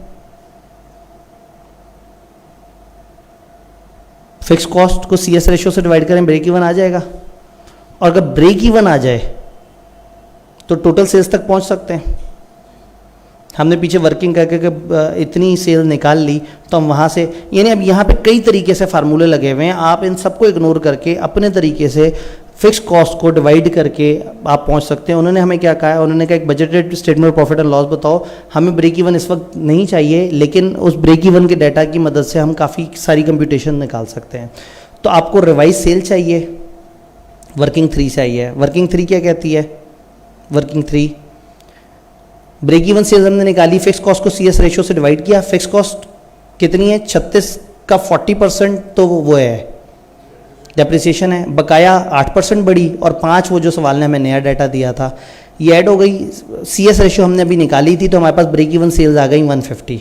जब ब्रेक इवन सेल्स आ गई तो वो 25% मार्जिन ऑफ सेफ्टी है, तो ब्रेक इवन सेल 75% है, हम टोटल सेल्स पे आ गए 200.76। ये बात समझ आ रही है? 200.76 हमने यहाँ पे डाला, वेरिएबल हमने यहाँ पे वो कवर किया, फिक्स कॉस्ट माइनस की, हमारे पास प्रॉफिट आ गया। सिर्फ डाटा को तोड़ना है, डाटा में से कोई भी चीज़ किसी भी फार्मूले से जैसे निकल रही है। यहाँ पे देखिए फिक्स कॉस्ट मैंने यहाँ वो उस तरीके से निकाली है, पीछे एक और तरीके से हमने फिक्स कॉस्ट के ऊपर वर्किंग की थी। तो सिर्फ ये डाटा डालना है, चीज़ें पुट करनी है, निकल आएगा। ब्रेक इवन का सवाल अगर आता हो तो कम टाइम लेता है, अनलेस कि आपको जुनून हो जाए कि मैंने इसको परफेक्ट करना है। एक आध जगह तो गड़बड़ होगी ना। पता है ब्रेक इवन एक ऐसा सवाल है जिसका जवाब भी चेक कर सकते हैं। मैं आपको नए मुश्किल में तो नहीं डालने लगा। अगर एक ख़ास यूनिट निकल आए हैं ब्रेक इवन के, तो ज़रा उन यूनिट्स को सेल से मल्टीप्लाई करें, उन यूनिट्स की वेरिएबल कॉस्ट निकालें और उसमें से फिक्स कॉस्ट माइनस करके देखें कि आप ज़ीरो पे पहुंचते हैं। ब्रेक इवन यूनिट यही होता है ना। सवाल ने कहा ब्रेक इवन यूनिट्स निकाल दो, मैंने निकाल लिया, अब पता नहीं सही निकले या नहीं निकला। इसी यूनिट को सेलिंग प्राइस, वेरिएबल कॉस्ट या यूँ समझें यूनिट्स को कंट्रीब्यूशन पर यूनिट से मल्टीप्लाई कर दें, पता लग जाएगा कि हम लोग कहाँ पे खड़े हैं। खैर, सेल्स वॉल्यूम में कितना इजाफा हुआ ये एक मुश्किल बात थी। 160 पे हम पहले खड़े थे और नई सेल कितनी है? 200। तो 160 का 95% तो हमें उसका फ़र्क पड़ा था रेट का। क्वांटिटी का कितना पड़ा हमें नहीं पता, 1 + x है, इसको सॉल्व करें x आ जाएगा तो पता लग जाएगा 32% इंक्रीज़ हुआ है। वक्त कम और मुकाबला सख्त, ज़ाहिर है हम सारे सवालों को डिटेल से नहीं कर सकते, लेकिन फिर भी हम कोशिश कर रहे हैं। जल्दी से ज़रा हम आके देखते हैं। मैं अब इसको नहीं दिखा सकता, एक और सवाल है, अभी ये सवाल सामने आया है, बड़ा प्यारा सवाल है, इसको वीडियो पे कवर कर लेंगे। लेकिन डाटा को डीकम्पोज करना आपको आना चाहिए। इस सी एस रेशियो 20% का मतलब है 80% वेरिएबल कॉस्ट है, मार्जिन ऑफ सेफ्टी 25 मिलियन है, ब्रेक इवन की सेल 125 मिलियन है, तो टोटल सेल्स तक पहुंच सकते हैं। तो कम से कम इतना भी कर लें तो बहुत सारे मसले हल हो जाते हैं। खैर, जल्दी से हम आखिरी कॉन्सेप्ट की तरफ चलते हैं। ब्रेक इवन में मल्टी प्रोडक्ट। समटाइम क्या होता है कि आपसे वो कहते हैं कि हमने ब्रेक इवन निकालना है और आपको डाटा एक प्रोडक्ट का नहीं देते, 2-3 प्रोडक्ट्स का दे देते हैं। हम फंस जाते हैं। भाई फिक्स कॉस्ट तो पूरी फैक्ट्री पे बराबर लग रही है, लेकिन रोस्टम बनाने में 10,000 रुपया लग रहा है और मेज़ बनाने में 20,000 रुपया लग रहा है, और रोस्टम बिक रहा है 15,000 का, वो बिक रही है 40,000 की।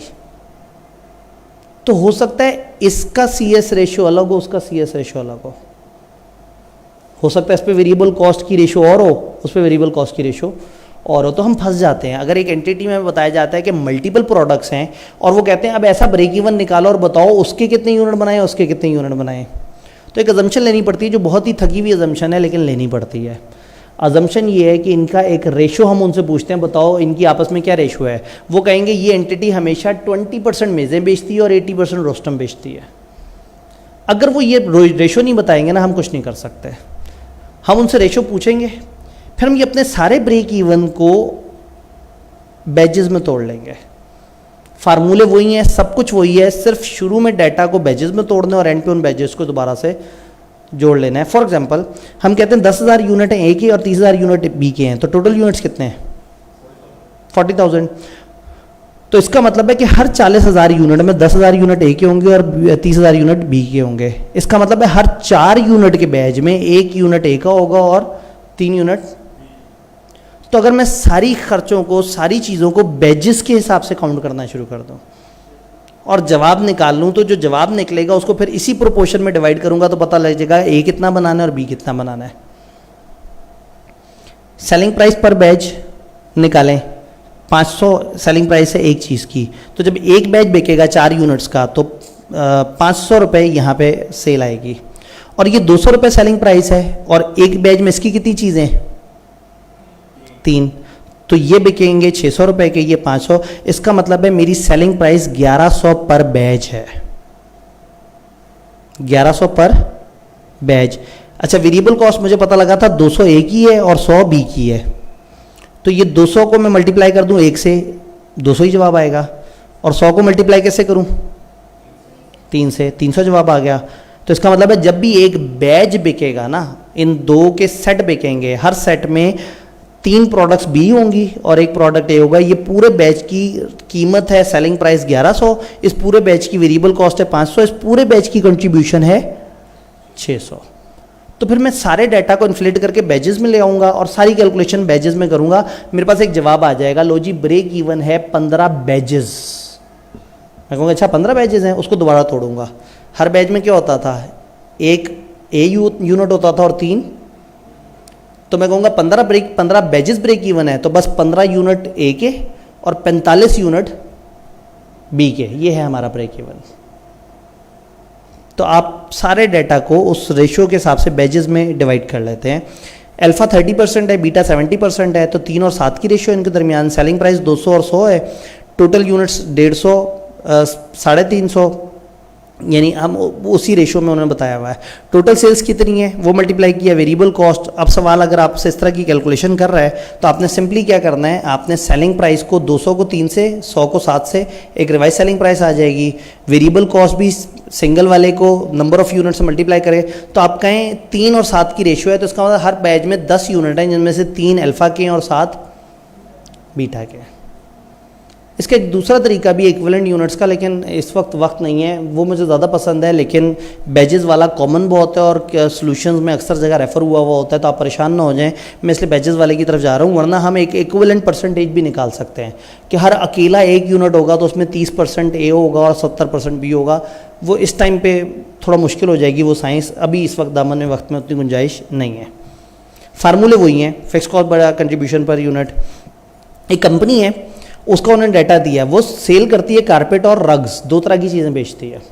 कारपेट, असल वाला कारपेट, और रग्स थोड़ा वाला छोटा कारपेट, लेकिन महंगा असल वाले कारपेट से ज़्यादा होता है क्योंकि वो रग है। और वो कुछ लोगों को समझ आता है कि रग्स जो है ना वो महंगे होते हैं। क्यों महंगे होते हैं? क्योंकि वो रग्स हैं, तो वो रग्स होगा, वो महंगा होगा। Carpet, rugs. Selling price carpet और रग्स की 24,000 और 4,000 होगी, दोनों की अलग अलग सेलिंग प्राइस दे दी। कंट्रीब्यूशन मार्जिन 25% और 20% है, तो यहाँ से दोनों की वेरिएबल कॉस्ट निकाल सकते हैं। और उन्होंने कहा कारपेट और रग्स सोल्ड होंगे 1 और 4 की रेशियो में। तो इससे पहले कि मैं कुछ और काम करूं, मैं कम से कम इनके बैजेस तो सीधे करूं। 1 और 4 की रेशियो का मतलब है 1 उसका बिकता है तो 4 उसके, तो टोटल एक बैच में कितने हुए? 5 बैजेस होंगे, 1 बिकेगा कारपेट और 4 बिकेंगे रग्स। तो हमने एलोकेशन कर दी, हमने कहा एक कारपेट है और 4 रग्स है, उसकी सेलिंग प्राइस 24,000 है, इसकी 4,000, कंट्रीब्यूशन इतना है, तो जिससे हमारे पास वेरिएबल कॉस्ट भी आ जाएगी। तो पता लगा 24,000 सेलिंग प्राइस हमारी कारपेट की है और रग्स की 4,000 है, लेकिन बैच क्या देखेंगे तो 16, तो 40,000 सेलिंग प्राइस होगी पूरा बैच सेल करने में। वेरिएबल कॉस्ट इसकी 18,000 बनी, वो जो परसेंटेज उन्होंने दी हुई थी, 25% कंट्रीब्यूशन है तो 75% होगा वेरिएबल, और 4,000 का 80% 3200, 3200 ने मल्टीप्लाई होने 4 से और 18,000 ने मल्टीप्लाई होने 1 से, तो 18,000 जब 12,800 जवाब आ गया 30,800, तो सेलिंग प्राइस 40,000 पर बैच हो गई, 30,800 हो गई उसकी वेरिएबल कॉस्ट, और कंट्रीब्यूशन पर बैच कितनी हो गई 9,200। तो अब अगर CS रेशो निकालनी होगी तो 9,200 divide by 40,000, contribution per unit निकालनी होगी तो 9200। अब यहाँ कंट्रीब्यूशन पर यूनिट नहीं बोलेंगे, गुना होगा, कंट्रीब्यूशन पर बैच बोलेंगे। तो आपने फिक्स कॉस्ट को डिवाइड करना होता है CS रेशो से। अगर आपको सेल एट ब्रेक इवन चाहिए तो फिक्स कॉस्ट ऊपर लिखेंगे, नीचे CS रेशो हमने निकाल ली। अब फिक्स कॉस्ट कैसे निकालें, सवाल ने हमें मुख्तलिफ तरह का डाटा दिया हुआ है। अभी तक तो हमने सिर्फ ब्रेकअप किया है ना। सवाल क्या है, सेल रेवेन्यू ब्रेक इवन पे बताओ और मार्जिन ऑफ सेफ्टी भी बताओ यूनिट्स में कितने हैं। दूसरी रिक्वायरमेंट है कि बताओ कितने कारपेट और रग्स बेचें अगर आपको इतना प्रॉफिट भी चाहिए हो। तो पहले ब्रेक इवन चाहिए, फिर एक टारगेट प्रॉफिट चाहिए। ब्रेक इवन का फार्मूला क्या है, fix cost divide by CS ratio हमें रेवेन्यू में चाहिए। तो फिक्स कॉस्ट अगर मिल जाए, CS रेशो तो हमें समझ आ गई, फिक्स कॉस्ट मिल जाए तो मसला हल हो जाएगा। ये इन्होंने डाटा दिया हुआ है, ऑपरेटिंग एक्सपेंसेस दिए हुए हैं और हमें कुछ नहीं पता कि इनमें से फिक्स्ड और वेरिएबल का क्या मामला है, लेकिन हमें एक रेशो पता है कि एक चीज़ की रेशो इतने % और दूसरी चीज़ की रेशो इतने % है। C+P=S बचपन से पढ़ते आ रहे हैं। Fix cost plus variable cost plus profit is equal to sale. Fix cost कितनी निकलेगी, sale minus variable cost minus, तो हमने क्या किया, सवाल में सेल उठा ली। 9200 जो हमने निकाली हुई है उसको हमने नंबर ऑफ बैचेस से मल्टीप्लाई कर दिया। इसमें से 50 मिलियन का हमने प्रॉफिट माइनस कर दिया। प्रॉफिट कितना है बिफोर टैक्स, टैक्स से पीछे क्योंकि टैक्स में एक नया वेरिएबल ऐड हो जाएगा, 50 मिलियन। आसान अल्फाज में अगर आपको ये ज़्यादा तकलीफ दे रहा है तो कंट्रीब्यूशन पर यूनिट की तरफ मत आएं, आप सेल्स में से टोटल वेरिएबल कॉस्ट माइनस कर दें और उसमें से ये 50 मिलियन का प्रॉफिट माइनस कर दें, जो बचेगा वो दरमियान में क्या होगी, फिक्स कॉस्ट होगी। पता नहीं मैं अपने सामईन हाजरीन को कहाँ तक लेके पहुँचा। वेरिएबल कॉस्ट एक बैच की कितनी है,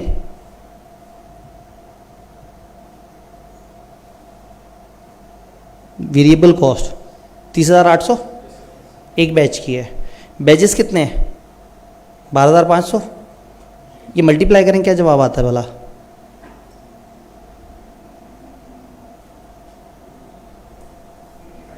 जी। एक भाई ने हमें कुछ बताया, ये अजम्पशन लेते हुए कि डाटा आप बता रहे हैं, किसी किस्म की गलती आपके ज़िम्मे जाएगी, मेरे नहीं।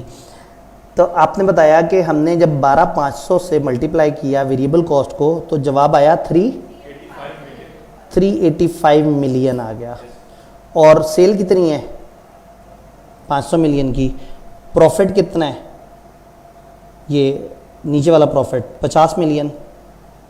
तो अगर ये वेरिएबल कॉस्ट है और ये सेलिंग प्राइस है तो जो दरमियान में डिफरेंस होगा वो फिक्स कॉस्ट होगा। दिल पे हाथ रख के ज़रा निकालने की कोशिश करते हैं। 65 मिलियन।